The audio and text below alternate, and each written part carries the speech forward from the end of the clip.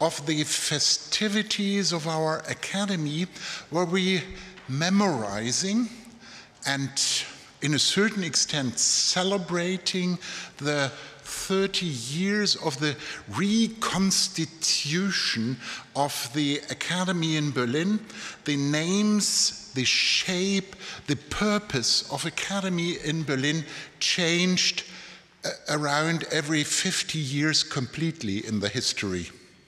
Founded as a Brandenburg Academy, becoming the Prussian Academy, a kind of self-supported center of higher learning with a museum and other things, then completely changed in a mere meeting point of scholars. So always change in the history of the Academy, and we are meeting in those days from Wednesday to Saturday to think about past change and future change. We are interested not only to celebrate, but to ask the very simple question how we should transform and change for the future. And yesterday I realized again the large, dramatic and wonderful cultural change of German academics in the last 30 years. Because when we discussed yesterday, we realized this was a German affair. Only German speakers, German actors, German politicians, German scholars, and this simple question, is there something comparable to what is happening in Germany, was, I suppose, never asked by those people responsible in the early 90s. What happened in the Baltic states? What happened in Poland, in Hungary? I think there were people, especially here in the East, quite interested in networking. But the question how in Hungary they changed their scientific and scholarly system, the university system, the academy system, now things have changed. My generation late in their academic biography, studied abroad, and late established networks. Today things are quite different. The younger generation is quite international. And so it's a sign of the history that we began the first part of our discussion in German, and now we're moving into the English language. We could also move in the French language because in the 18th century, this academy was completely French-oriented, French-speaking, French publishing, but today in the English language. And it's my great pleasure that today we are asking our guests from abroad about their view to what happened 30 years ago, how they imagine how they look to the Academy in Berlin and how they think we all together should develop in future. And I would ask people to sit here, and by asking them a little bit, introducing those people to you, hoping that their self-introduction, which will immediately follow, is far more richer and far more colored than I can do. The first is Nili. Please, Nili, come to the podium. Nili is the former president of the Israeli Academy of Sciences and Humanities, a very close sister academy. And the wonderful thing is that we did a lot of projects together which are not only bound to the humanities, but also the technical sciences, the question of water use in the Near East, but also the question of rationality and religion. She was as a student already a co-founder of the Tel Aviv University Law Review, and that makes quite clear which is the academic field and the university which have coined you may I say so, a rebellious university. Some people moved out from Jerusalem and established a new university with new paradigms. So you were deeply coined by the University of Tel Aviv. You were one of the rectors of Tel Aviv University until 2001, and from 2015 to 2021, the president of the Academy.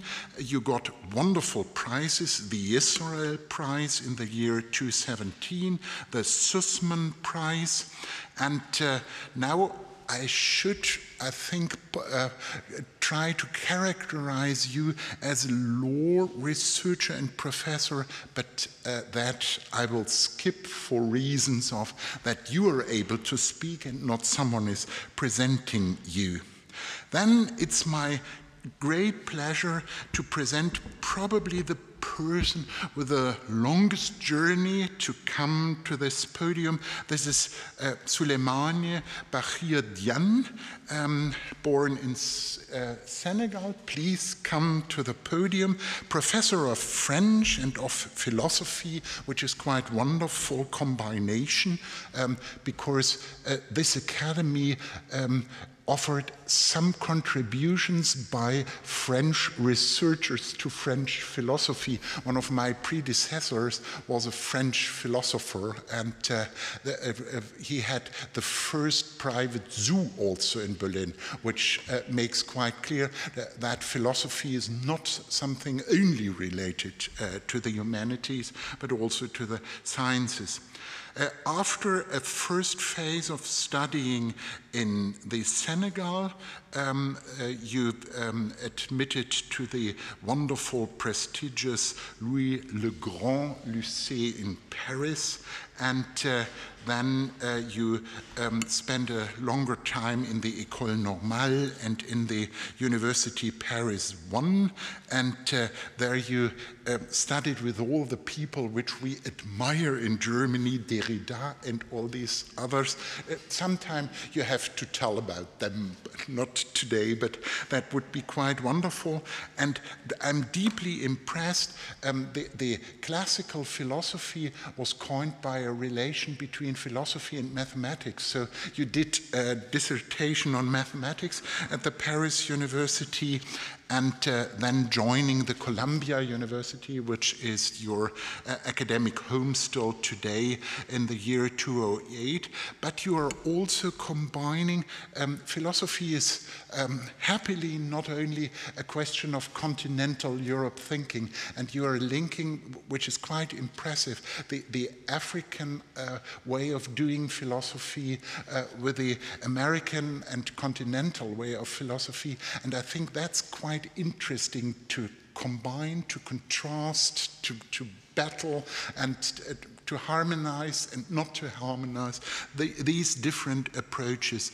Bergson, post-colonial, is a highly prize-awarded monograph, and I would think one of the things we could discuss now is to translate it to the German language and to bring more in this way of a kind of African philosophy widened up into the German discussion. There are certain students at the Freie Universität highly interested, and we should link and combine. So a very warm welcome. And then I ask Jüri Engelbrecht to come to the podium. Yes. He is from the Tallinn Technical University, where he was graduated as and got his PhD, and he joined the Estonian Academy of Sciences in 1990, and from the years 1994 to 2004 you were the president of the Academy, and in the year 2002 we signed a memorandum of understanding. And I think one of the wonderful things. There are lots of signed memorandums in the world between different academies, and the two academies present here at the podium are quite close friends, and we have a lot of contacts. I think I spent in the last 3 years nearly every summer a certain time in Tallinn and also one in Jerusalem, so it's a very close friendship. You got a lot of prizes, honorary doctorates, and are member of a lot of academies. I also could continue now to characterize your work, but I think it's better we will discuss soon. And the last person I'm extremely happy to welcome, please come to the podium, Valborg Tønnessen from Oslo University. She is in the same field as I am, history of Christianity, and also bridging the gaps between Scandinavia and Germany. Also a lot of interest at the moment of Scandinavian historians are far away from these classical combinations. She is professor at the Faculty of Theology in Oslo, member of the board of the Holocaust Center, a council member of the Nordic Fudan Center, and in a quite interesting center of the Norwegian Academy of Sciences, which is also a wonderful academy with which we are closely related. So, these are the people. We are extremely happy to have them here. And now we thought it's a good idea that we have a certain introduction into the topic of our discussion by the people. And I would ask first Nili to come to the pulpit and to deliver her introductory remarks. Please.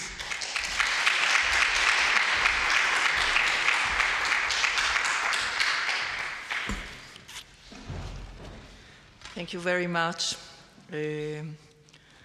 First of all, allow me to convey my warmest gratitude to Christoph and the Berlin-Brandenburg Academy for its leading role in the academia and for inviting me to this wonderful festivity. I'm happy to share the panel with you, my friends, wonderful representatives of other academies. The Israel Academy of Sciences and Humanities is a comprehensive academy.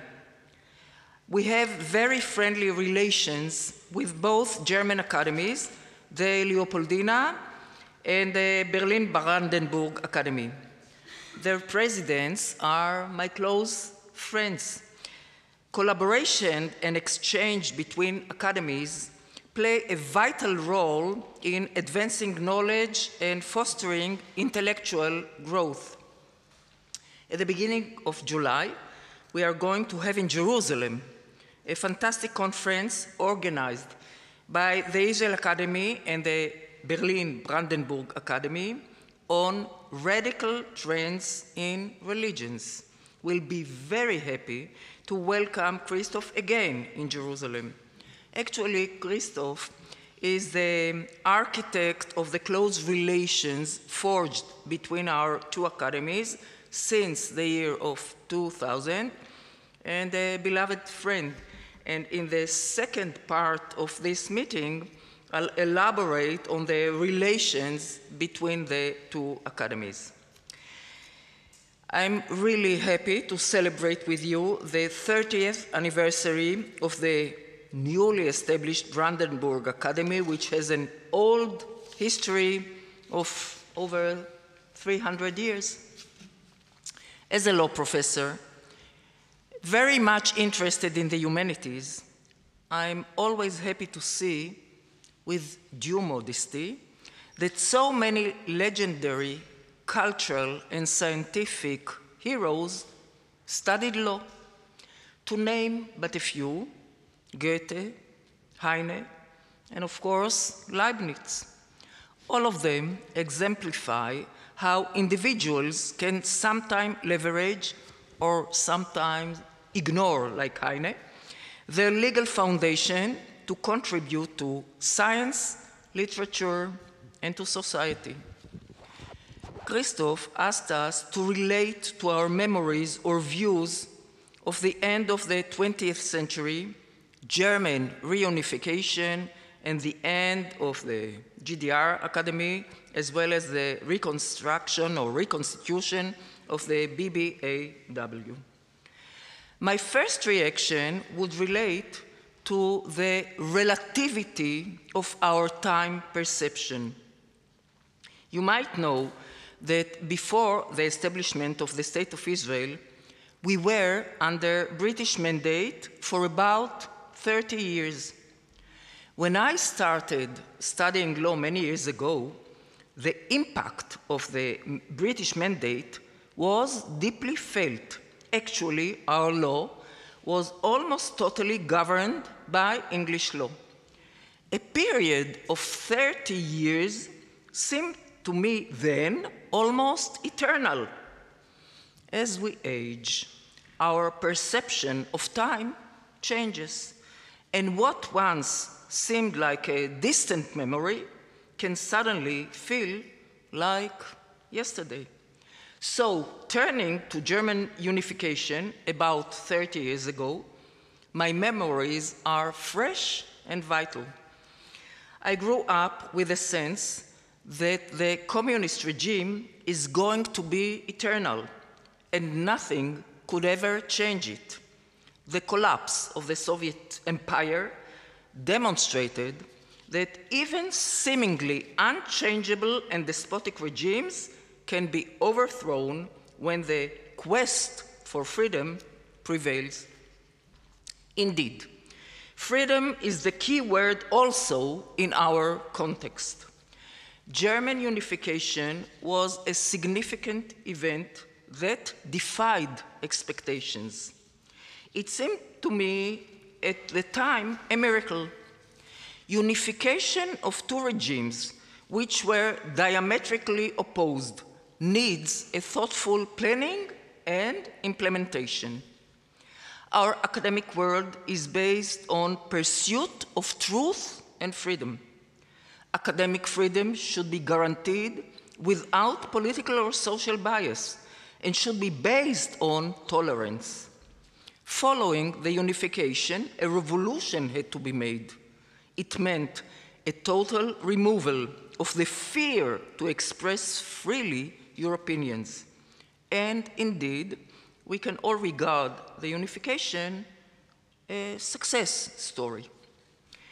During our intellectual history, certain figures have emerged as gigantic pillars of free, independent, path-breaking thought. My personal hero is Benedict Spinoza, Baruch Spinoza. In this respect, I follow David Ben-Gurion, the founder of the State of Israel, who regarded Spinoza as the ultimate moral and intellectual Jewish thinker committed to thought, truth, and freedom. Spinoza defied hierarchy, was excommunicated by the Jewish community in Amsterdam, and published his philosophical work while working as a lance grinder in The Hague. In a religious community, tolerance and free thought were not among its cornerstones. Spinoza is regarded as the first secular Jew, and also as such, I fully identify with him. Spinoza, similarly to Erasmus, turned down a prestigious teaching position in Heidelberg, perhaps because of the possibility that it might in some way curb his freedom of thought. Humbly, I would like to think that his free, deep, and original spirit inspires the Israeli Academy in Israel, in Jerusalem, actually all academies in the world. Mentioning Spinoza is always exciting, but on this occasion, I have a special reason for that. Wilhelm Leibniz, the founder of the Brandenburg Academy, made a dramatic visit to The Hague with the sole purpose of talking to Spinoza. They met in 1676, and in the beautiful book, The Courtier and the Heretic, Matthew Stewart examines the lives of these two great philosophers. Stewart put an emphasis on the different lives they led. Leibniz as an advisor to German princes, apart from being a big scientist and philosopher, and Spinoza's meager existence as a heretic Jew in Holland, in the Netherlands. In large part, as a direct result of his meeting with Spinoza, Stewart writes, Leibniz formulated his own original and antithetical response to the challenges of the modern era. Spinoza died 3 months later after this meeting. I regard Spinoza and Leibniz as past reflections of today's Berlin and Jerusalem. The current relations between Berlin and Jerusalem are a continuation of this summit meeting held about 350 years ago. After the horrors of the Nazi regime and the Second World War, Berlin and Jerusalem have been joining forces to advance science, culture, freedom, tolerance, along the lines paved by Spinoza and Leibniz.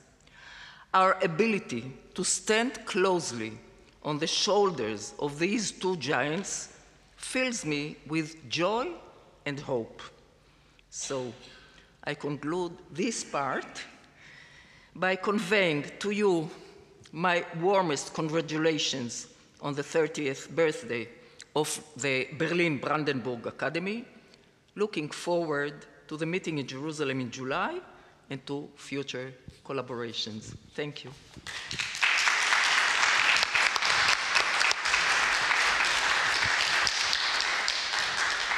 Toda rabba. We should continue, I think, in the line we are sitting here. That's the easiest way, so please. Thank you very much, and thank you for the honor and the pleasure of having me here. In a way, I'm not just an outsider, I'm also an outlier here because I'm probably the one who has very little experience of this particular academy. I will just share a few thoughts about my perception of the academy and what I think is what has been happening in the realm of ideas in the past 30 years using my own experience and my own trajectory. I mentioned that I'm an outsider to this academy, not quite so. I somehow consider myself associated with this academy through a hero of mine, to use the phrase earlier, who is also a Benedict. It could be Spinoza. Spinoza is also someone I admire very much, but my own Benedict is Benedict Savoy, who is a member of this academy and who is such a great friend with whom I have had the pleasure of working on a very current issue, that of African art. I consider myself the president of her fans club. I am also attracted to a work. This is how I discovered one of important work being done in this academy, which is the Corpus Coranicum that I'm very, very much interested in seeing the results of that, given one of my fields, which is Islamic philosophy. And then my experience of academics is my membership in 4 of those. I'm a member of the American Academy of Arts and Sciences. I'm also fortunate to be a member of the Senegalese Academy of National Academy of Science and Technology. And I'm also an associate member of the Royal Academy of Belgium, and very recently the Royal Academy of Morocco. The reason why I mention this is to try to answer the question that you posed to the 4 of us. I would say that my membership in the academies of Senegal, obviously, and Morocco has to do with something that is that has happened in the past 30 years, a certain strong presence of Africa and Africans in the field of science. And I would say that my membership, or my associate membership in the academies of Belgium, and my membership, my full membership in the Academy of America, because I live there, I'm a resident there, has to do with the opening of these academies to new trends, new paradigms, new epistemes that are associated with the concept of post-colonial or decolonial. I think that this is something important that happened in the world in the past 30 years. And I should mention a point about my association also with what is happening in this academy. When I was invited earlier to write a few words on the book, marking my visit here, the honor of being here, I mentioned that it is such a joy for me to be in a place that was founded by my hero, just after Benedict, Leibniz. Leibniz has been very important in my thinking, in my trajectory. You mentioned that I first started as a philosopher of science, a philosopher of mathematics. Actually, I worked in the field of algebraic logic, and as you know, this connection, this meeting between the field of algebra and logic was one at the center of Leibniz's work.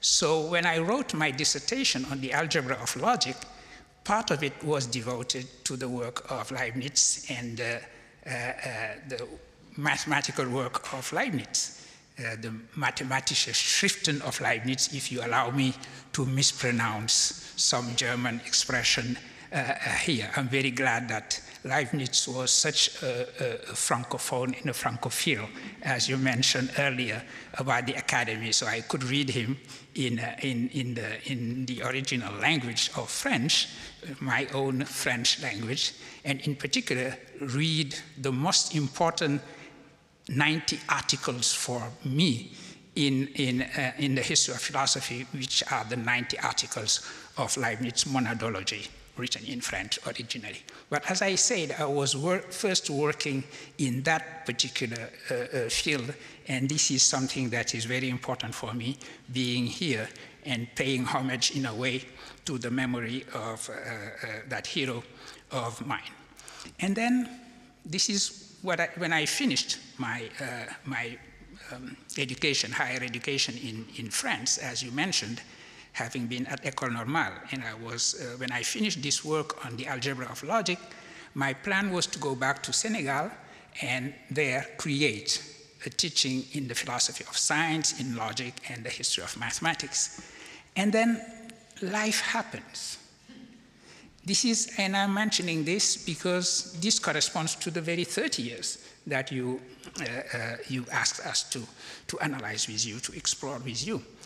Life happens, meaning that I went back to Senegal in the early 80s and started teaching philosophy, teaching Leibniz. Actually, the very first class I gave when I went back home, I remember, was a class on Leibniz. And then early 1980s is the time when, in 1979, the Iranian Revolution had happened. And this movement of, let's call it re-Islamization in the Muslim world. In my department of philosophy, we were reminded that we were a Muslim country. Senegal is 95% Muslim. And that it was indeed our duty to remind our students that there is a whole field in philosophy, which is Islamic philosophy, that would be the teaching of Islam as an intellectual and a spiritual tradition. Because this was the time, obviously, when you had all the brouhaha surrounding the very word Islam, and we started seeing women with veils, etc., on our campus. So it was time for philosophers to respond to what was happening in the society, in our society, and in the world, and create this teaching of Islamic philosophy. None of us, none of my colleagues and myself, were really formally trained in that field. I was the closest to being just because of my family background. I come from a family of Muslim scholars. So in a way, like Asterix the Gallic, I fell into it when I was born. So I was capable of holding the position until we hire a specialist.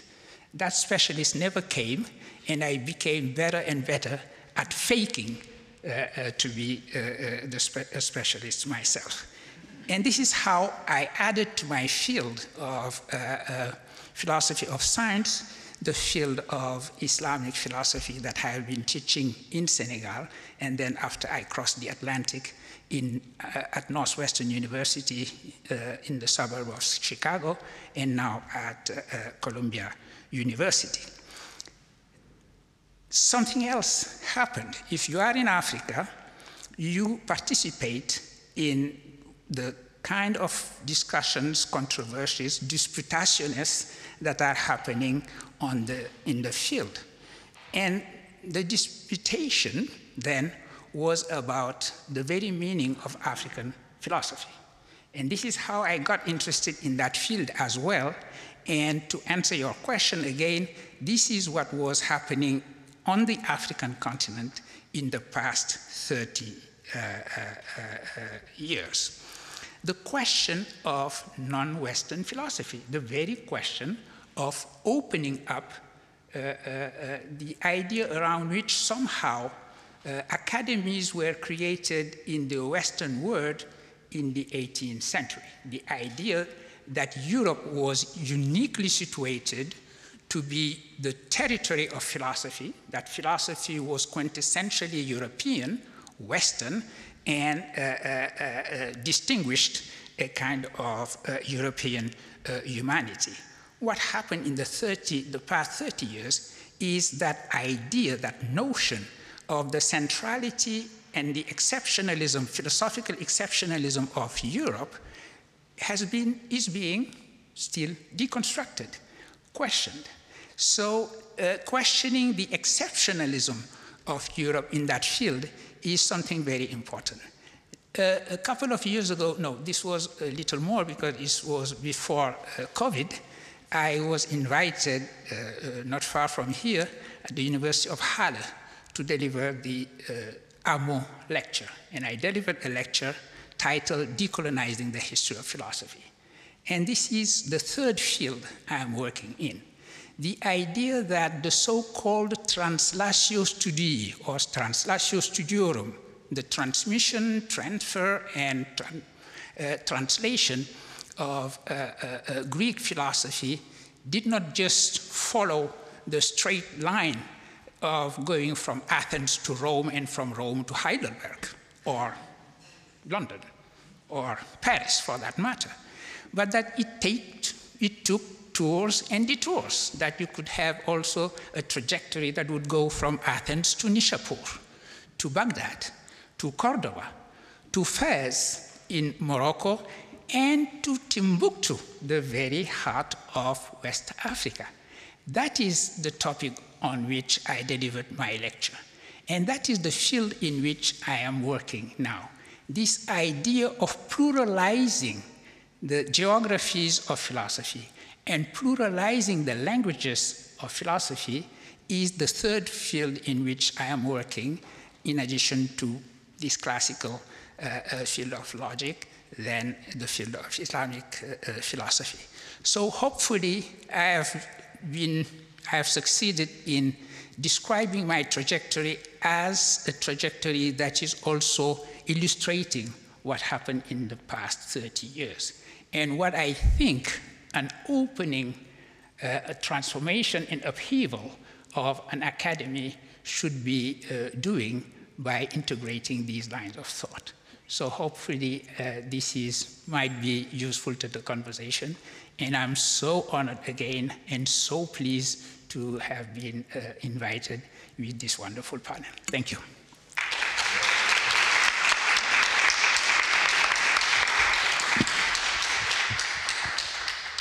Please. Thank you so much. Merci beaucoup.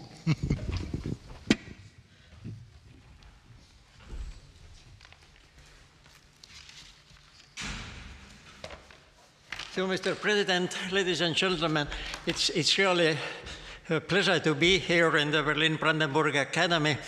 And thank you very much, Mr. President, for the introduction.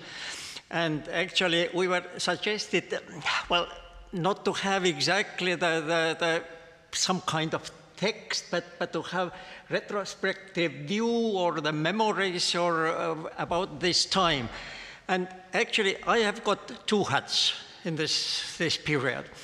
One hat was mentioned by the president. It was, I was the president of the Estonian Academy of Sciences for 10 years, it's 2 periods.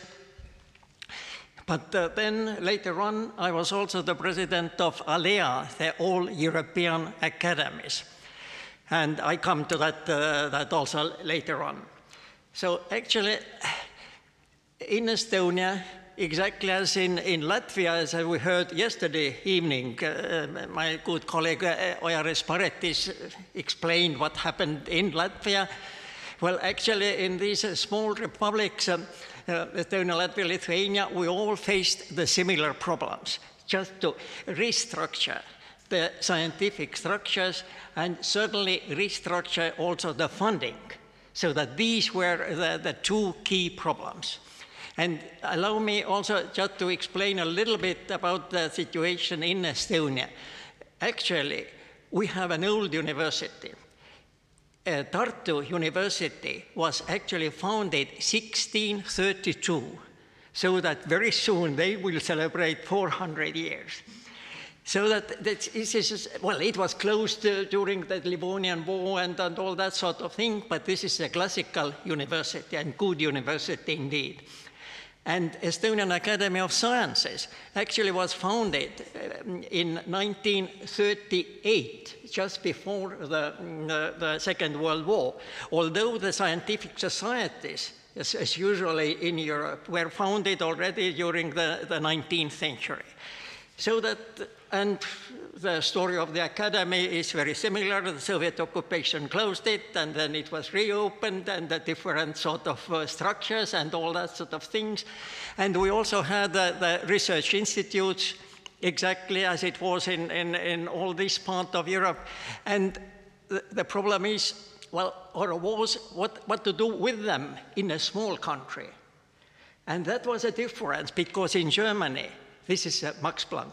And that is something that it's really that we know that how good are the research institutes.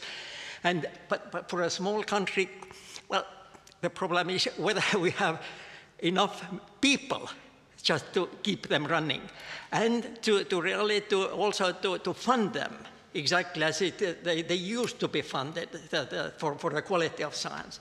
And so this was quite a complicated period, and well, we managed now somehow the most of the institutes, actually research institutes, are under the umbrella of the universities. There is one public institute, and academy also has got one institute on literature studies, but this is a historical sort of, you know, historically founded. Well, this is just the case now of Estonia. Then next, Alea was actually launched in 1994. And so this has the idea to unite all the European academies. It wasn't based on such kind of principle that one country, one academy, but it was all European academies. And it means that from the German side, that starting from Leopoldina, and then the Union, that means 8 academies altogether. And now it's even the Young Academy of Germany is a member of Alea. And this is something that is really important for the international, this cooperation, because it was really the platform for all the academies to meet.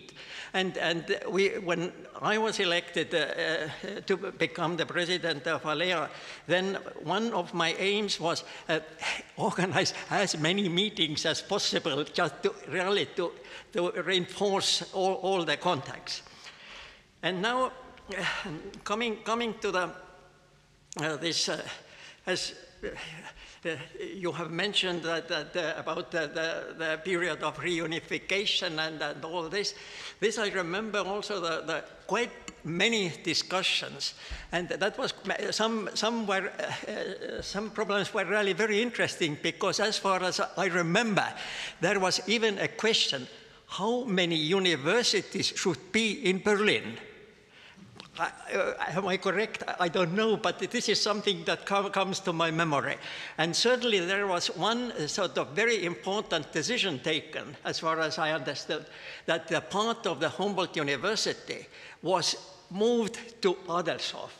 And that's the former seat of the Academy Institutes. And now this is really the wonderful place. I visited, well, 10 years ago probably, and now it's much better and better. But the institutes and the faculties of the Humboldt University are there. So this is really such a good center and a good campus for research. And another problem was really this, well, Max Planck, that how many Max Planck institutes should be in this eastern part of Germany. And then I remember also these discussions, because it was really based on the quality requirements. And as far as I remember, that not all the centers who applied for that couldn't get it. But those who got into the system, they really are very good. So that I've been myself, well, just a couple of weeks actually working in Dresden in the Institute for Complex System Analysis. But it's a wonderful place, really. But this is again the problem of the country like Germany, the possibility to have really a very good system of this Max Planck system, and not only Max Planck Institute, because you have also the other Helmholtz system or whatever. And Volkswagen Stiftung actually supports quite a lot of activities. So this was really something very important, and I think that you've been pretty successful in it. But then the question about the contacts. Mr. President also mentioned that the contacts are really important, and I have to confess that actually the starting period in the, well, 90s, mid-90s or something like that, the initiative came from Mr. Humboldt. So that you probably, some of you remember also Mr. Humboldt. It was Heinrich Pfeiffer, the General Secretary of the Humboldt Foundation, who really traveled around Europe and tried to really to make the contacts. And I can proudly say that I am also a Humboldtianer, I've been a Humboldtianer, and certainly this was something that very good, sort of, very good contact still. and it's going on, and it's not only the Humboldt Foundation, but certainly the BBAW and all the other possibilities that make this sort of, international contacts. And then the direct contacts between the academies, so that we have the Estonian Academy and Berlin-Brandenburg Academy have got the agreement of cooperation. There are several other such kind of agreements. Well, we even have with one of your youngest academies, it's a Hamburg Academy. This is, actually founded 15 years ago, something like that. And we had a very good contact with them. And it's a problem, again, we come back to the quality of research. And I would like to say that this place here, where we are now, in Leibniz Hall, this has got a very special place in the European funding history. Because it was about 15 years ago, or a little bit, before that, and when we were thinking how to launch the European Research Council. And the inaugural meeting of the European Research Council was in this hall. So this was actually really something that is very, very important for Europe, supporting the high quality and risky research. And they are doing very well indeed. But now it's again about the cooperation. About the cooperation, I mentioned ALEA. ALEA is a federation of the European Academies of Sciences and Humanities. Then there are other organizations, academic organizations. And well, for example, the Science Advisory Council of the EASAC, and engineering academies and medical academies and all that.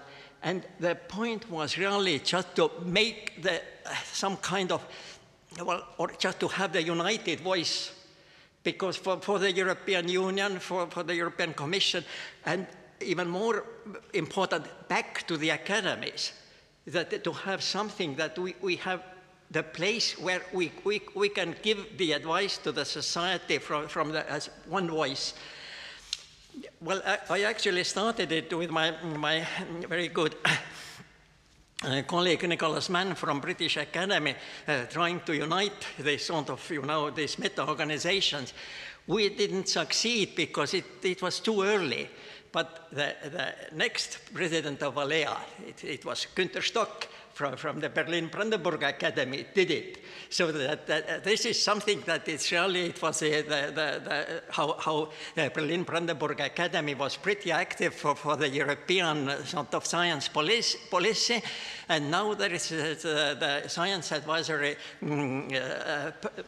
Program from the European Academies, SAPEA as an acronym, and it unites ALEA, EASAC first, now it's changed, then Academia Europea is the largest personal academy in Europe, then Eurocase, it's the Federation for the European Engineering and Technological Academies, and FEAM, so it's medical academies. So, and this is now really something that we really work together on several levels. So this is exactly that coming from the contacts and then top down, and this is actually organized now pretty well. So this is something that the retrospective view and some kind of personal, certainly from my experience. And once again, I would like to thank very much inviting me for this extremely interesting meeting and discussions about the transformations and the problems with it. Thank you very much.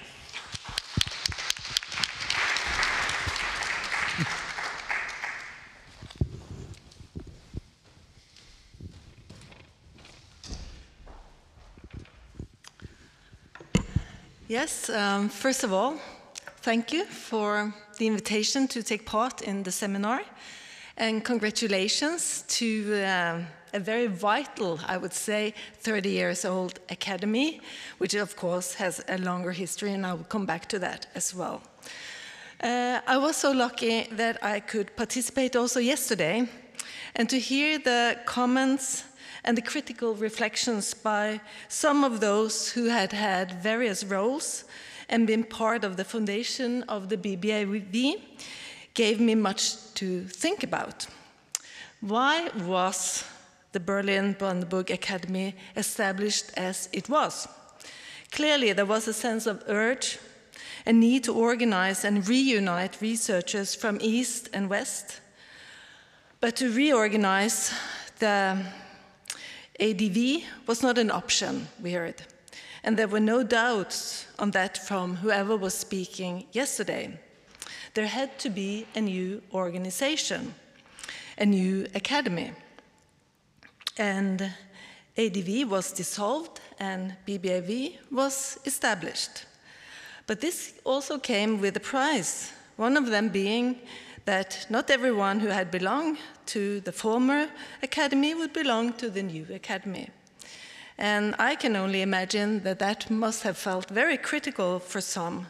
And this was also addressed yesterday, so I was very grateful for the honesty in the exchange that took place then. My perspective to be looking at the Berlin-Brandenburg Academy, its history and future, which is the challenge that we have been given, is, for one, that I was an exchange student in Berlin in 1990-1991, coming from Oslo to Berlin in a very formative phase. And as I experienced the city and the academic life, I was a student in theology, and theology you could at that time study 4 places in Berlin. Was an experience of divides and tensions, but also confusion and optimism, and especially among the young people, a hope for the future. And the experience I had with new friends from DDR, former DDR, was that the world had opened up. There were no borders anymore. And this gave a freedom, but also that this freedom and lack of borders presented one with new challenges.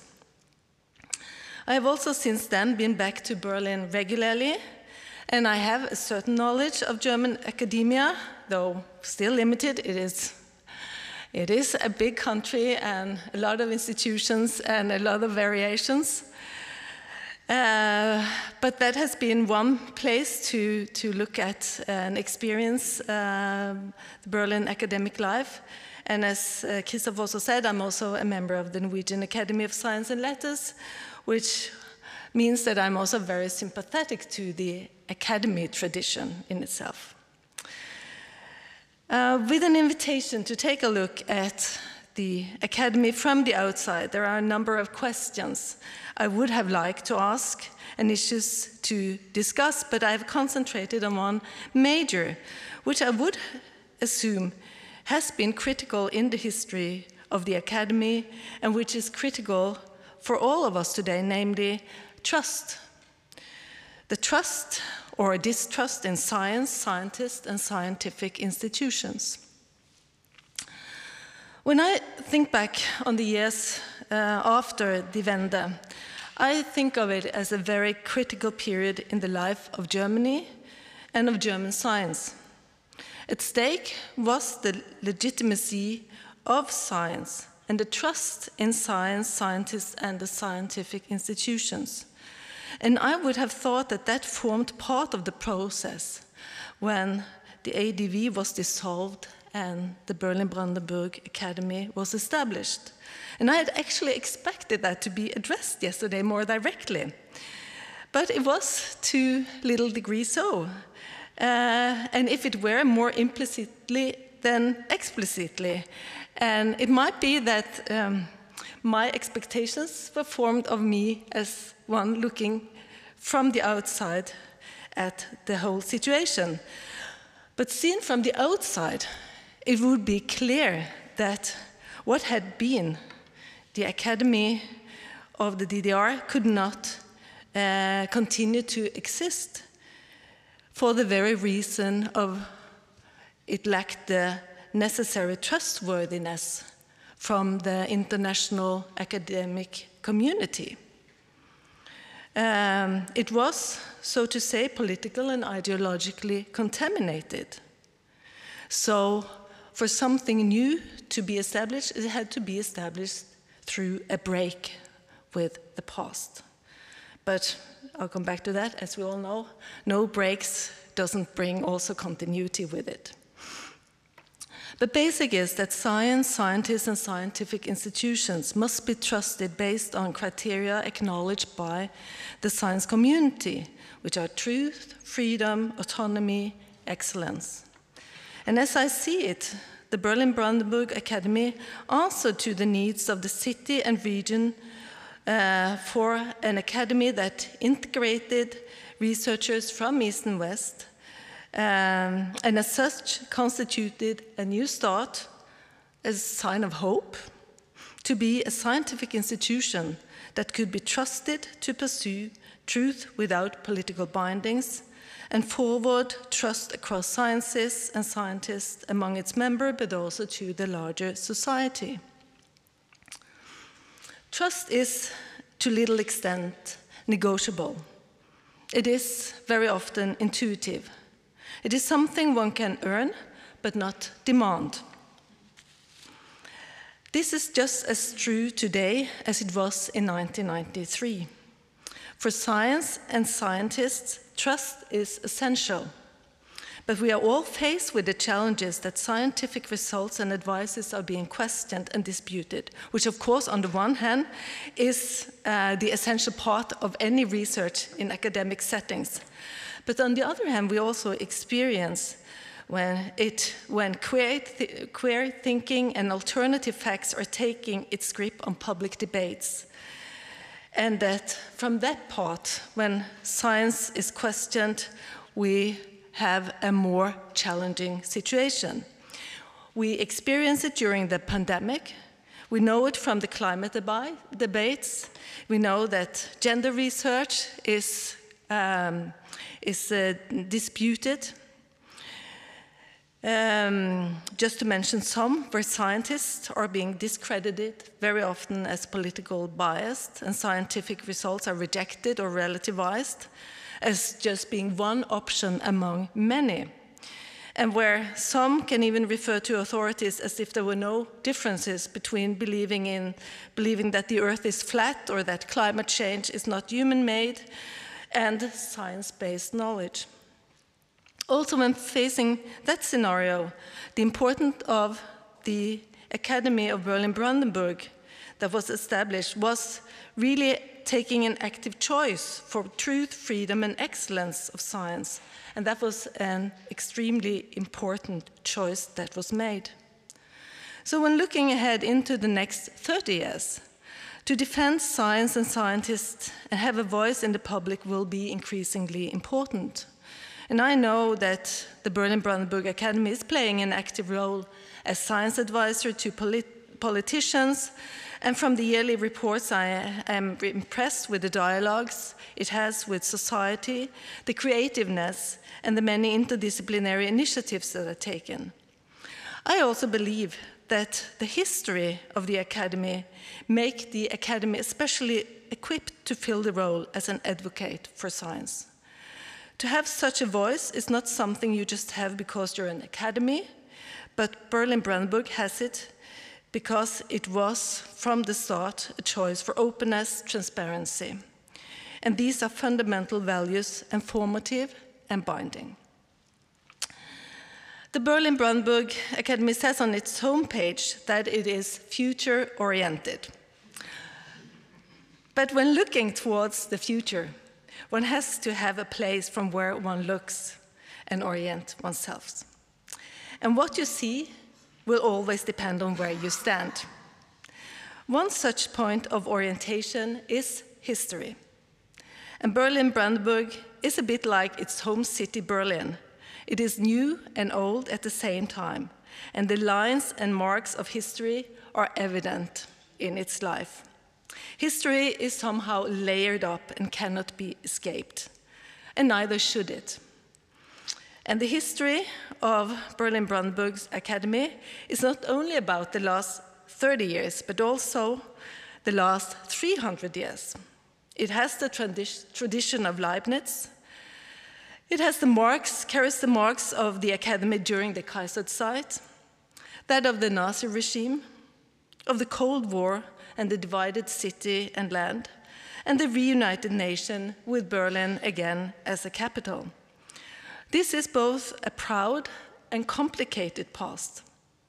Science has not been innocent in the past, and the relationship with different political interests have in many phases been poisonous, complicated, and problematic. But it is also a history full of names and achievements we from other academies can only envy you. This history and these histories, in all their colors and shades, is from where the future starts. It is the hallmark of the future of the Berlin-Brandenburg that lays in this history. The Academy movement and Berlin-Brandenburg represent something valuable not only to the scientific community, but to all of us. We live in a time with chatbots and algorithms, and these can sometimes and often make the world smaller, more polarized, more selective. The Academy and the Berlin-Brandenburg Academy is a counterculture to that, or could be, an arena that brings together scientists across disciplines in ways not even comprehensive and research-intensive universities as Humboldt or as my own in Oslo can. What distinguishes the Berlin-Brandenburg Academy from many other academies is also its mandate to research within humanities. I did not know that before preparing for the symposium. Humanities are being downsized many places, given less priorities by politicians and also in many research councils, as well as at universities. And I think that the Berlin-Brandenburg Academy can play a special role here, important not only to the German science community, but to us all internationally. And I think it also can do that because it has taken a stance to be a trustworthy institution. Thank you.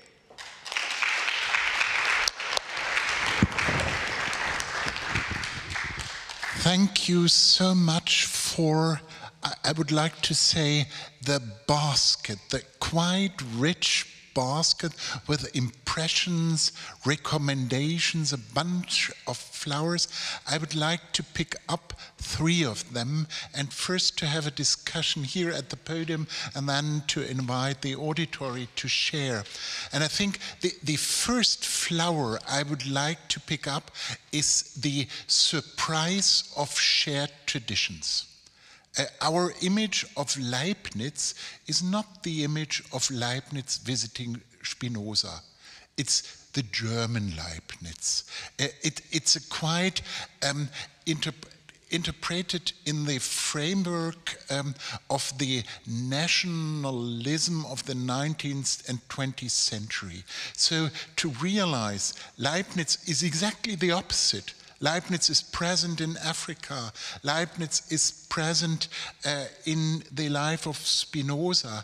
That is to realize, oh, surprise, there are shared traditions which we have ignored, which we can easily explore, realize. And the question is first how we can better identify these shared traditions. And as you have said, it's not only this Leibniz end, it's also the question of corpus Coranicum, so that we realize the large exchange between medieval time or the multicultural time, Worms, Speyer, Cologne, these were multicultural cities, a multicultural Europe, Europe where Islam and Islamic philosophy, Islamic interpretations of Aristotle were present, how we can better realize our shared traditions to build up a better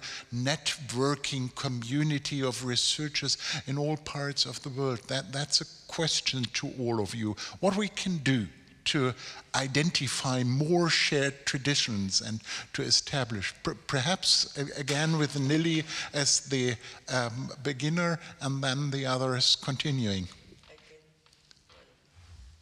I can talk about the shared traditions. You have to take the microphone. There is a microphone in front of you. Everyone has a microphone to intervene. Please intervene. Thank you. So, again, actually, I think that we all share a cultural tradition. I'll start with the book of Genesis. We are told about two trees growing in the Garden of Eden, the tree of life and the tree of knowledge. Both from each Adam was not allowed to taste. Adam made his choice and decided to eat from the tree of knowledge. Adam's choice reflected his preference for knowledge, though one should honestly admit, could we attribute freedom of choice to Adam, who was tempted to do it by Eve? But that's a question mark. Anyway, when we advance further in the Bible, in Proverbs, it is said that those who hold knowledge hold the tree of life. Well, knowledge is in effect deemed equal to life. And indeed, what is life without knowledge? Knowledge is the basis of our very existence as human beings, let alone as scholars. And I can say that as scholars, we have chosen what Aristotle termed the good life. Since reason was understood by Aristotle to be the unique quality which humans possess, it followed that the good way for humans was to reason well, namely to exercise intellectual virtue. So we have chosen the Aristotelian good life, reflected so well in the partnership between our two academies. And let me specify, we signed, as I mentioned earlier, an agreement in 2000 under which the academies held a series of bilateral workshops in the humanities, and I'll briefly enumerate them. We held in 2009 in Jerusalem a workshop on science and peace, science and war, in which I was happy to take part. Then in Berlin, rationalization of religion. And religion encompasses the whole world. It's a global talk which unifies all academies, all scholars. Again, in Jerusalem, religious responses to modernity. Again, it's actually a subject which combines all cultures. And another subject, religious polemics in Judaism, Christianity, and Islam. We were talking, we heard about actually your expertise on the philosophy of Islam. It all, well, it crosses borders. You actually came in December 2009 to a symposium for young scholars under the title Frontiers of the Humanities. And I fully agree with you that we have to fight against the decline of humanities. It's part of our universal culture. And you, Christoph, gave a wonderful lecture titled Compassion. Some remarks on concepts of divine and human compassion in antiquity. Antiquity, modernity are universally combined. Another series of workshops entitled update, modernization, and rationalization process in Judaism, Christianity, and Islam. And in recent years, we jointly sponsored the publishing of a critical edition of all Martin Buber's writing. He was the first president of the Israel Academy. The project is now completed. We celebrated its publication recently. The close relations, okay, so... Perhaps to sum up, the answer of the question how we can explore more shared tradition is that we should closely live together and increase the number of meetings, having common fights, for example, for the humanities. So to combine not only our explorations of shared traditions, but to share the needs of our lives, the struggles in our academic institutions, that might be a help to explore more shared traditions. Would you like to continue? What would you recommend us from an African and New York perspective to do because I have the impression the history of the last 30 years is realizing first the establishment of a European Academies Alliance, and now we realize, oh, surprising, it's not only Den Haag and Berlin, and it's not only Tallinn and Berlin, but there is a whole, to a certain extent, forgotten world which we should. What would you recommend us to share your life and your traditions in the Academy? Well, I think we should first stress the word share. And it is important to emphasize that word, to underline it, at a time when we are trapped in some kind of fragmentation. We are living in a world of fragmentation, of ethno-nationalism, of tribalism, and we cannot ignore that that is how the world is right now. And it is the role of academies precisely to build bridges, to remind everybody what we share, the kind of tradition we share. The fact that Leibniz travels is something that is important to acknowledge. The fact that indeed there is an interest of African philosophers towards Leibniz for reasons that have to do with the fact that they are in Africa. To give you an example, I mentioned very quickly earlier Leibniz monadology.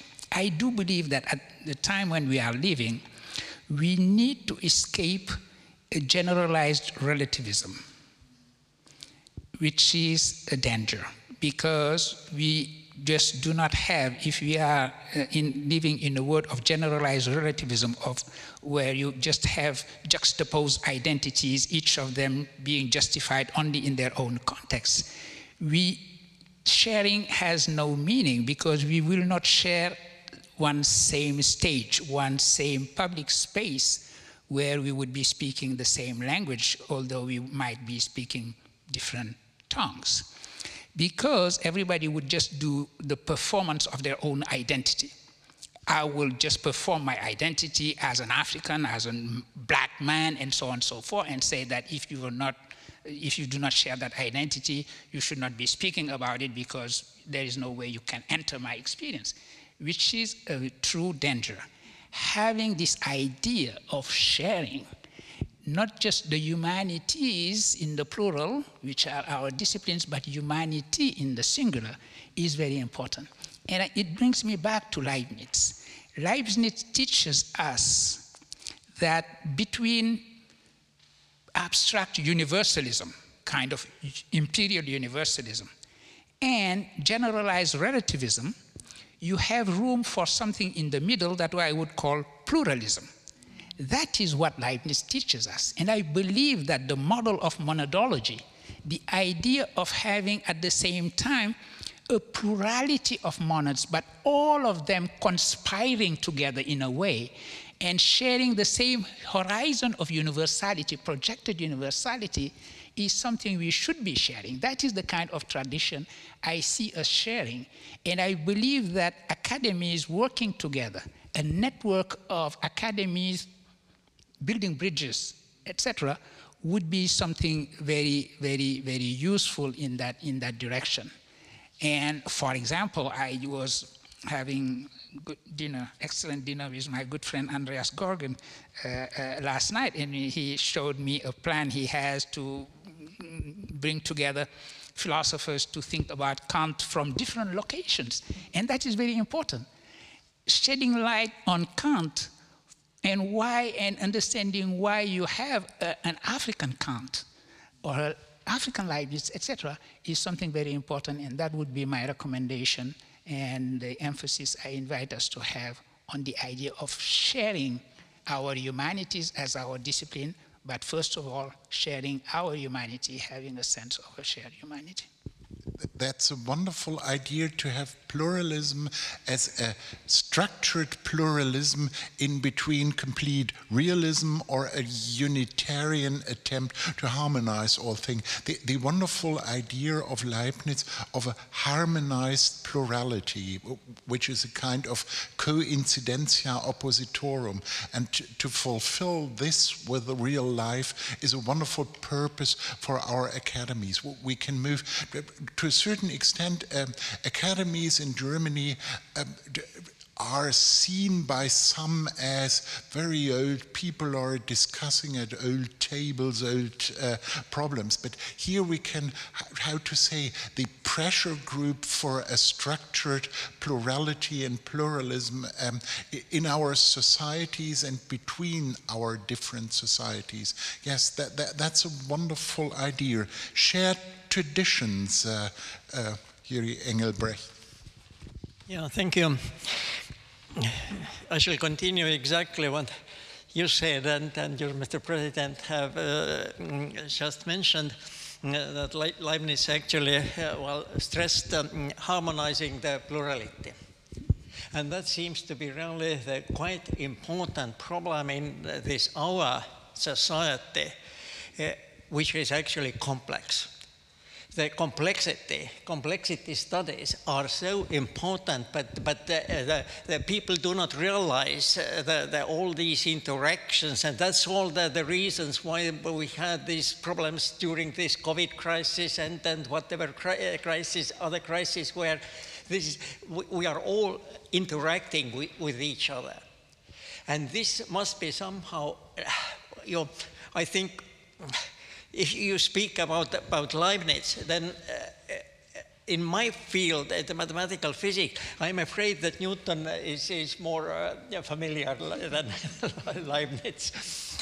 But nevertheless, this idea of, well, the Alea has been stressing science education very much indeed. And science education means, in general, this is not just producing the new PhDs.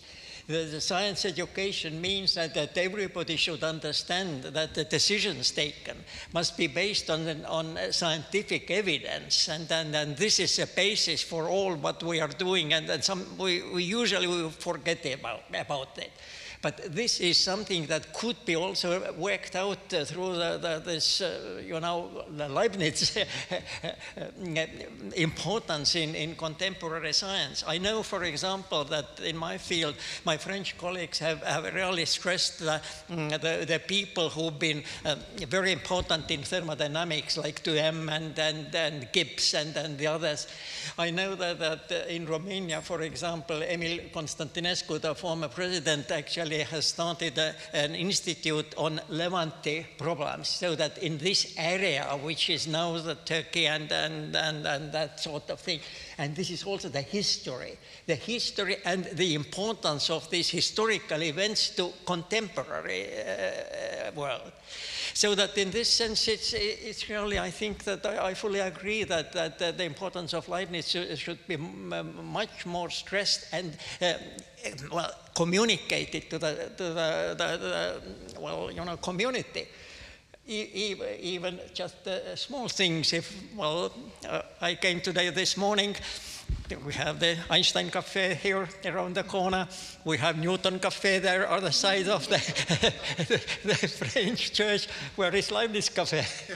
The Leibniz Cafe is here. We are rebuilding the destroyed wing during the war destroyed, and there we'll have a lounge and the Leibniz Coffee. It's so interesting to realize how contemporary those ideas, Leibniz, Newton, and others we have mentioned are, and we should integrate some others. We had a wonderful discussion with the Nobel Prize winner Anton Zeilinger concerning the question of the behavior of the quantum particles.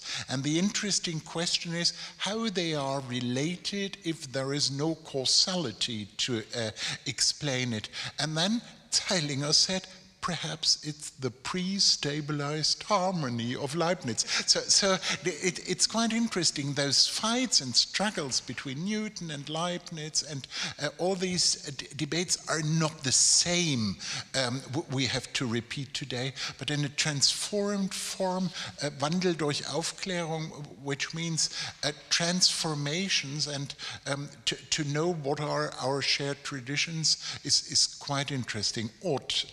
Commentary on shared traditions, if you would like to give. Yeah, very short. The first thing I should just mention, I represent the Norwegian Academy of Science and Letters, but also Norway has some other academies, and the oldest one is very much also related to Leibniz, and that is the Gunnerus Academy in Trondheim, which was established in the 18th century. And Gunnerus, he later became a bishop in Trondheim. He studied in Jena, and very much of his work is based on Leibniz. And he translated Leibniz also to Norwegian, or I should probably say Danish, because that was that was the situation at that time. But one thing I believe is important when we speak about Leibniz and shared tradition is that the academy movement, if you call it that, is somehow different from the universities from where we come. And it provides, as I see it, some opportunities to cross borders in ways that is much more difficult in the what you could say the more ordinary life of an academic at the university, because then we are much more within our discipline, institutes, faculties, and that is very often addressed as the challenge for the modern universities, how to bridge the gaps. And I mean, the universities are so different from academies, but I think that is one of the great values and that we have in the academic tradition, that it is an arena to share ideas, to share knowledge across disciplines with society in a way that is very often difficult to achieve otherwise. The second flower I would like to pick up from your wonderful impulses is the question of trust. I was a little bit surprised what we heard yesterday, that all the participants of the different rounds were so surprised. We never expected German reunification. We never expected that it will happen in such a fast way. And I have the impression that these expression, we never expected. We, in contrast to the Baltic states, we never expected Russia to, yeah, exactly. So the surprise that also there is such groundbreaking research in different fields, we are so often surprised. And my question is there a relation between the loss of trust in science. This is definitely the case in Germany. That there is research in the trust in science to a certain extent is increasing and to a certain extent is declining. What we can do together to strengthen trust. And perhaps this is related to a certain extent to the question of how surprised we are, and on the other way around, how prepared we are, how we can increase preparedness of our research in the academies to strengthen trust. And we should start with a person bringing in trust in our discussion, Ort, and then continue the other way around. Otherwise, it's a little bit boring if we have always the same direction. Yes, I was also a bit puzzled yesterday. I really loved the sessions yesterday, but I was also a bit surprised also by the people being taken by surprise. That is one thing, but also when they were talking about dissolving and reestablish, reuniting, and why one should do that, or why one needed that. It was somehow very pragmatic, no nonsense. It was more like we needed to have an academy and we had to organize this in this way and that way.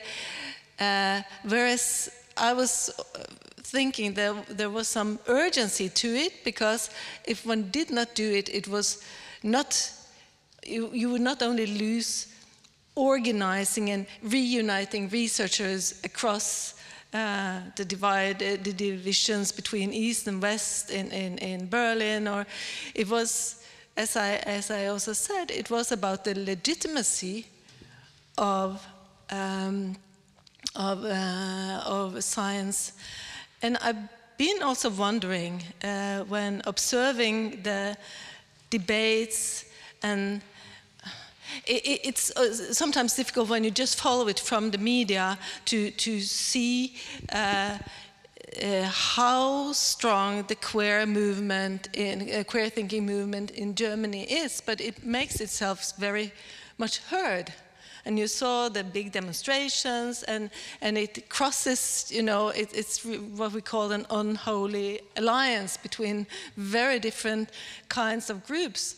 And I was thinking before coming here if it also is somehow related to the history of Germany, that these movements get at least the publicity that makes them look maybe stronger than they are, but maybe it has something to do with the lack of trust that is also being one line in the history, because there has been a history where one could question the science and scientists' search for truth, where the truth is also biased in a very clear and predisposed way. But it is not only a challenge for Germany. We have it all over, also in Norway, and yeah, and I think this is something there's no easy answer to, but we need to be trustworthy.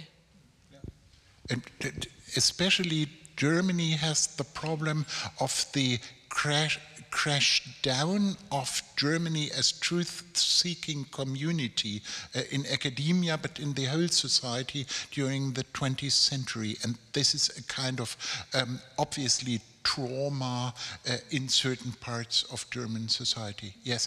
How about the crash down of a certain trust in institutions in the Baltic states? Is it the idea we were able to throw out the Russian occupation and to re-establish trust, or are there also other problems with trust in academia and in academic institutions in the Baltic states? Yeah, thank you. Well, if I now think about all these historical events, then I think that in our case it was really the trust to our freedom, the trust to our these independence years in the 20s and the 30s. And well, sometimes it's even said that our changes were as a singing revolution, because there were some events at our song festival area that is about, well, 100,000 people could gather there, and you could really see that this is the part of the community. But I think that in science, I should say that trust first in science between the scientists, and then the trust between science and society. And in science, well, I'm now trying to write an essay on invisible colleges, and this is something that it's really, it works. That's, well, take Solvay conferences, for example, from the history in the beginning of the last century, when all the physicists, not very many of them this time, came together, and they really discussed, well, and understood each other. They didn't agree with each other always, but they understood each other. And nowadays it's really so important. In every field of science there are these sort of invisible colleges. But now if we come to the science and society, then, well, I've used some kind of comparison from the people who are dealing in social sciences, that if you take that the society is here, and society is here, then if they are apart, then no trust whatsoever. It's ivory tower, and it wouldn't work, absolutely. If we take that society is here and science is here in it, then it wouldn't work in the same way, because it's like a sort of, you know, well, construction bureau, that you should do this, you should do that, and exactly what government said. There must be some kind of overlapping, and sometimes given free to scientists to decide, to look ahead. And this is again the trust of the society, whether you agree that the scientists are free to think something that could be important for the future, not just to solve this problem today or tomorrow, but many years ahead. And this is a communication. And that, as it is said in semiotics, the most important is a communication between these not overlapping parts. And just to create it, we have to speak and to speak and to explain and to explain, and then so on. Thank you. Thank you. Probably not only I am interested in the question, there is obviously the attempt of politicians to demolish trust in science in the US. The last president, hopefully not the coming president, but the interesting question is, what about Senegal? What about countries in Africa? Are there comparable? I have to confess, I know nothing about the trust in science in the African countries. And is there a kind of comparable development compared to the US, or different? That's my question to you. I don't know whether it's your question, but my question. Well, I was living between Senegal and the US during the pandemics, actually, when the COVID was there, and New York, in particular, where I live, was the epicenter of it all.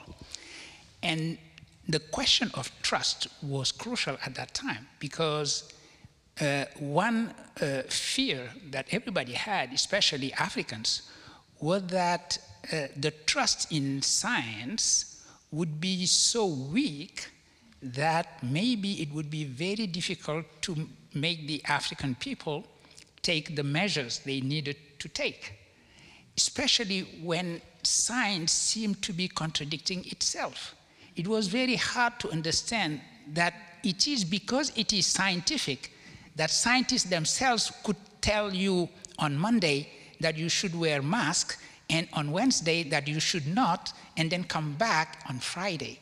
The idea that science as Popper famously said, works by conjectures and refutation. And that to say that something is scientific doesn't mean that it is absolutely 100% certain, but that it is something you can discuss, something falsifiable, as he put it, was something very hard to explain. Especially, and here I come to religion, which my two colleagues are very much involved in. The fear was also that religion would go against the trust in science. Because people, if you ask them to respect social distancing, and that it means for them not going to the mosque, not praying together, etc., that they might not do it. And it was a good test, because religions, generally speaking, were able to bring out the core rationalist thinking that they have. I remember having written a piece in Senegal, in Senegalese newspaper, about an Islamic tradition. It is said in Islam, there is this story that Umar ibn al-Khattab, who was the second caliph of Islam, was one day traveling to a city, and he was told that there was a plague in that city. The travel was very important. It was some important business. And then the question was, should we go? Should we stop? And there were people who would say to him, well, are you, not trusting the decision of God? Since we decided to go, we should be going. And he said, okay, let's sleep on it. And during the night, someone who was a little late joined the expedition and said, well, I heard the Prophet of Islam one day say, if plague happens somewhere and you are already there, don't go out. And but don't go there. And then the Caliph said, thanks God, we have our answer. Why is this important? And it brings me back actually to Leibniz, and now I'm going to say something negative about my hero Leibniz. Leibniz famously considered that Muslims were fanatics. He is the one who coined the expression fatum Mahometanum, or fatum à la Turque in French. The idea that them, Mahometans, are so fanatic that they just believe that even if the roof is falling, I should not move, because if God decided I would die, I would die. If he decided I would not, etc., which is crazy. He was defending himself from being himself a necessitarian philosopher. Though this is why he blamed it on the Muslims. Say, no, I'm not deterministic, it is them Muslims, but this is something else. And this particular case is precisely the response, the rationalist response to the idea of predestination. And I used that story to emphasize the fact that everything dictated by reason and science should be considered to be religious in itself and not against religion. But people did not need my piece to take the right decisions, and thanks God, they were taken. Which brings me to what you just say. Communication is very important.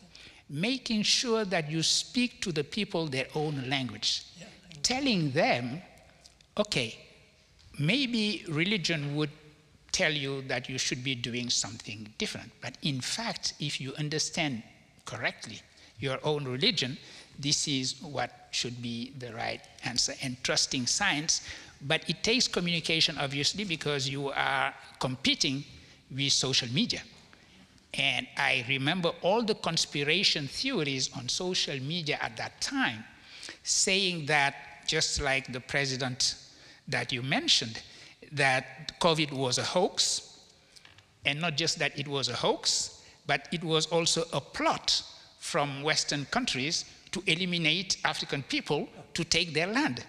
This seems crazy, but the craziest on the social media, the more it is believed, unfortunately. So we live in those times where we have to over-communicate somehow in terms of rationality, reason, science, because there are contrary forces. There are lots of developments in the society in Israel at the moment. We are all facing with hope great hope and also some fear. What about trust in science in your country at the moment? At the moment, I feel that we're fine, but I would like to refer to the general question of trust in science. I think that paradoxically, distrust is rooted in science because every scientist wants to discover a new truth, and this new truth actually erases the former one. So trust is, or distrust is part of a scientific examination. And of course, there is a total division between natural science and humanities and social science. When we talk about social sciences and humanities, they're basically based on convictions, political views, and so on. So let's limit our discussion to natural sciences. And in natural science, there is the paradox of mistrust. But how can we build trust in science? We build trust in science due to technology. We see the products of science which we can use, and they evidence the trust in science. Another problem which relates to this one is the negative impact of technology. Artificial intelligence, computer sciences, and so on, massive destruction. This imposes a responsibility on the scientific community and professionalism. Well, let's remember, all of us, the legend of Faust, who was maybe a real person, we're not sure, maybe yes, maybe not, but he desired to know everything and to reach to every truth, and he was ready to make a pact with the devil. We have to be warned not to make pact with devils and put moral limits on our desire to know everything. We have a very short time before lunch, and the next part in the program will happen. So the question is there anyone for some short questions? Yes, please. Yes, thank you very much to all of the speakers for your rich presentations.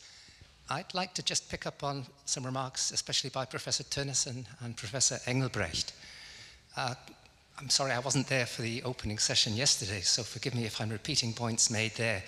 But I'm interested in the transformation in this country in comparison with the neighboring countries. Professor Markschies mentioned Hungary, and I knew the situation quite well there in the early 1990s. Now, the basic key word for the Hungarian Academy of Sciences is continuity. And it was the same in Prague, and it was the same in Warsaw. And so the question arises, were the populations of those countries more mistrustful of their academies than the population in this part of the world? Were those socialist academies more contaminated by socialist ideology? I don't really think so.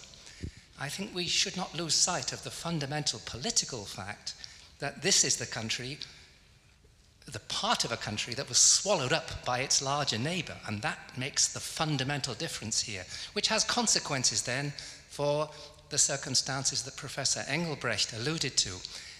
I'm very glad that you visited parts of East Germany where there was continuity and Max Planck could pick up what was worthwhile from the old system. But the fact is that all the evaluations of scholars in this part of Germany, evaluations which did not take place in Hungary or in Czechoslovakia as it then was, or in Poland, it did have a huge impact on hundreds of thousands of researchers. And I knew very good people in my own discipline, which is anthropology, who basically had to take early retirement and leave in rather undignified circumstances in order to make room for colleagues coming in from the West. So that is a dimension, if you like, a colonial dimension. That's provocative, I know, but it's a connection to the remarks we heard from Souleymane Bachir Diagne. I just don't think we should lose sight of those political circumstances in this country 30 years ago. I think we should collect first some questions and then answer in a concluding round. This was Chris Henn from Halle, former director of the Max Planck Institute of Ethnology there in ethnography in Halle. Any other questions? Yes. Olaf Dössel from the Karlsruhe Institute of Technology. Yes, thank you for this interesting discussion. I have a completely different aspect which I would like to hear your comments on. It was a privilege of us being professors to travel around in the world and meet other countries, get plurality, different point of views, different cultures. In my visits to other conferences and labs, I always try to really get immersed in some way into different cultures. And all my kids tell me your carbon dioxide footprint is a disaster. You have to stop immediately traveling. So do we all have to stop traveling to other countries to get immersed into different cultures?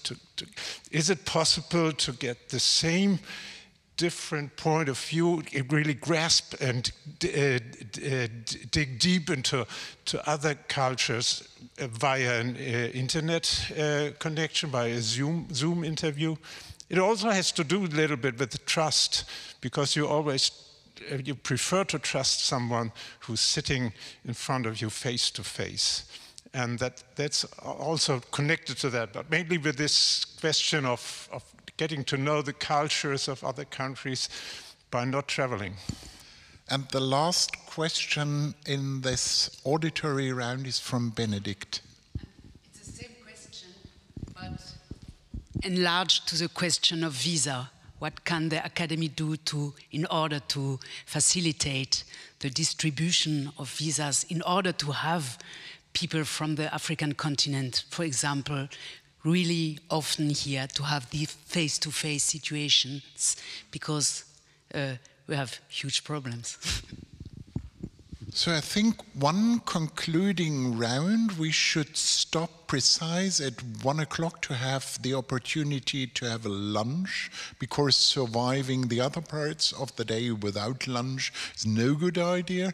I don't know, would you like to start? Then we have this round, and I think I should answer the question concerning the visa as the president of this academy. But please start, and then I will at the end conclude. Yes, thank you for very good questions, and not questions that are easy to answer in a very quick way. But just a reflection on the question about break and continuation, and the difference between, I would say, maybe this academy, and I was speaking about this academy, not in general about the German situation, but like the history of this academy and the others. Just like one reflection could be that to relate critically to one's history on the necessary breaks and continuation is something that is very valuable. And if I was to respond a little bit critical, I would say that maybe in Hungary, the focus on continuation should have included maybe also some reflections on, and it probably did, because I don't know, but when one from the outside look at some of the political developments, one could say that, I mean, it's difficult to say what is kind of causing the things that are happening, but the reflection upon the history and how you integrate that history critically into today's situation is at least I think it's mandatory for all of us who have responsibilities within science. And it might be that the whole situation in Germany could have been different, but from where I stand and see, I think also this self-critical awareness of the history and how that can be formative and play a role one has to relate actively to. And I think that is an advantage. And then there are lots more to say. About the travel, that is so difficult. At the University of Oslo, there is this ambition now, I mean, and also from the state, we get less financing because we should travel less. I think for the humanities, sometimes it's very difficult to say one should not travel and meet up with people. I think that is the infrastructure of humanities. That is to meet. And very much, we don't have like very expensive carbon heavy machines, so maybe those should travel less, those have that. But our infrastructure, scientific infrastructure, is meeting, and I don't think you can replace that with Zoom. But we have to find a way to cope with it, and maybe not travel very long for a very short time, could be one, to be more responsible. So there are many ways to kind of address it. Yes, thank you. Yeah, thank you. Well, actually, I have to also to answer the question, but this is a long story, so that I try to be very brief now, but later we could just discuss it. Well, actually, there are, well, in our discussion, there were two keywords, actually. One was trust. That's important. And I would add another one. It's a diversity. And the scientific systems or the structures, we can't put them into into one sort of system and then just to work out it should be these departments that on. No, it wouldn't work. And the history says that this depends upon the traditions, upon the culture, upon the past, and how good we are actually to use our experience and how we are able to look for the future.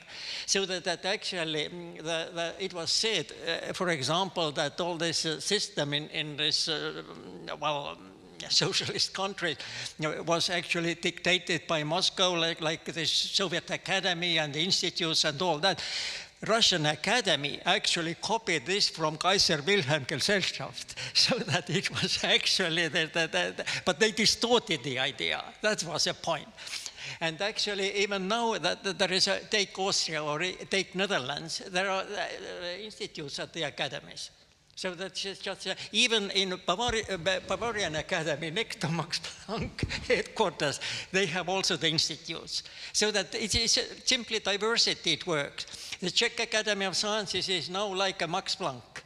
So that they work as a consortium of the institutes, and they have the society for like a personal academy. So that this sort of traditions, history, culture, and all that, and then it comes to diversity, and we must be actually happy that this diversity works, and it gives much better results than some kind of very rigid system. So thank you. You have got your own. Well, one quick remark about using Zoom, Team, etc. I think that is one good lesson that we learned from the COVID, that many travels are not necessary. In particular, participating in dissertation committees. I've discovered that you do not need to travel just to be sitting on a committee and then making remarks, and then those are things probably we could do without. And I'm speaking as someone who, although an academic, actually, believe it or not, my frequent flyer, I have reached the status of platinum, which means that I should be ashamed about my carbon footprint, obviously. And yeah, that's we could cut some of those travels. But then the question of visa is just crucial. I'm looking forward to your response to that, because it is sometimes so humiliating.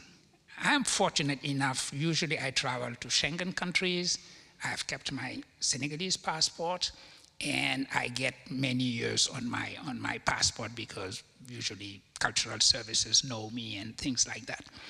But I remember times when it was just humiliating to deal with someone who was not an academic and who was looking at you as if you were trying at your age and with your job to start a new career as an immigrant. And you just feel humiliated. And I remember also colleagues being embarrassed at the beginning of a conference saying, okay, our colleague so-and-so could not come because they did not get a visa. And they are very embarrassed to say that. What is the solution? Maybe academics should be trusted, by the way, to come back to the notion of trust, to just say, I have this list of people and they need to come. And have and that would be the way in which I see this. Yeah. But academic circulation is important. When we talk about that, it has been what happened in the past. There was a kind of international of academics traveling from academia to academia since the Middle Ages. People have been doing that even before that.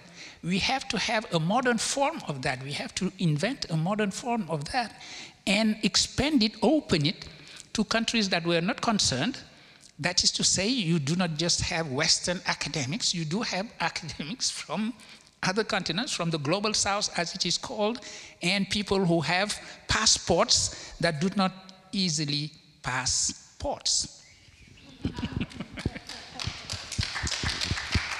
Right. Well, I think that one of the positive impacts of the COVID was the accelerated use of technology. I think that you are right. And I follow you, there are certain meetings which can be made by Zoom, but I see no substitute to the personal meeting in order to forge real relationship and to get to know foreign cultures. Zoom cannot do it.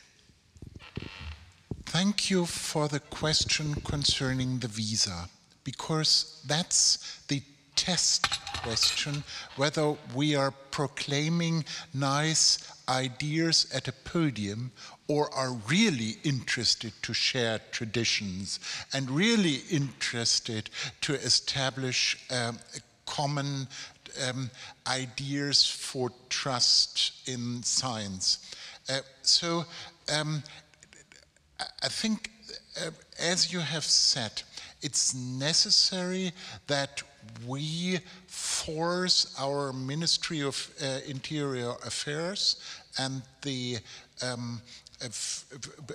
some institutions in our states, in Berlin and Brandenburg and Saxonia, and so, because as you have said, one cannot establish a discourse on the same level if one part feels humiliated in the attempt to be part of the discourse. So I think something which follows up from this days here at the Berlin-Brandenburg Academy is to strengthen the easy access of people from non-European countries to enter the German scientific system, and not fearing, for example, leaving the country for an urgent need in the home country, having the question, I'm allowed to come again in. I remember these questions, phoning at the telephone, could you get a letter from the ambassador, and all these things. I think this is the test case whether we are, as we said, not only sharing traditions but living together and know of the simple all-day needs of the people which we would like to collaborate. And I have to confess, there is a lot what we can do, and there are lots of people which will remember me if I'm forgetting this. I promise we will do this. So it's time to conclude. Also, I'm quite sure we could continue for a long time, but without lunch, no good idea. So, Toda Rabba, merci beaucoup. I have to confess I'm not able to express. Tack så mycket. It was Swedish. But oh, okay. And that's extremely difficult. So there are lots of things, as I said, practically to learn. We will, yes, we will practice in lunch.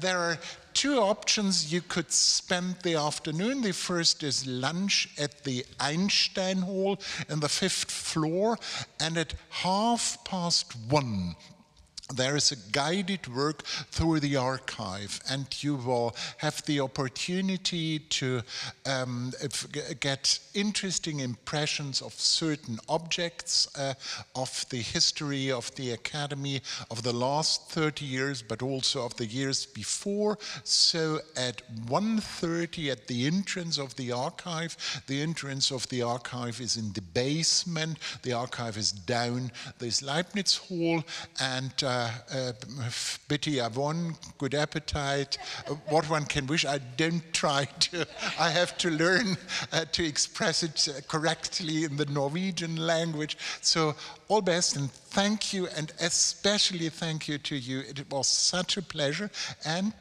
something which will coin and change our all-day practices in the Academy. Thank you.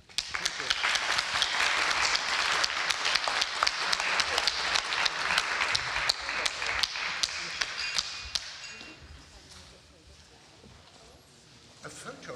Yes.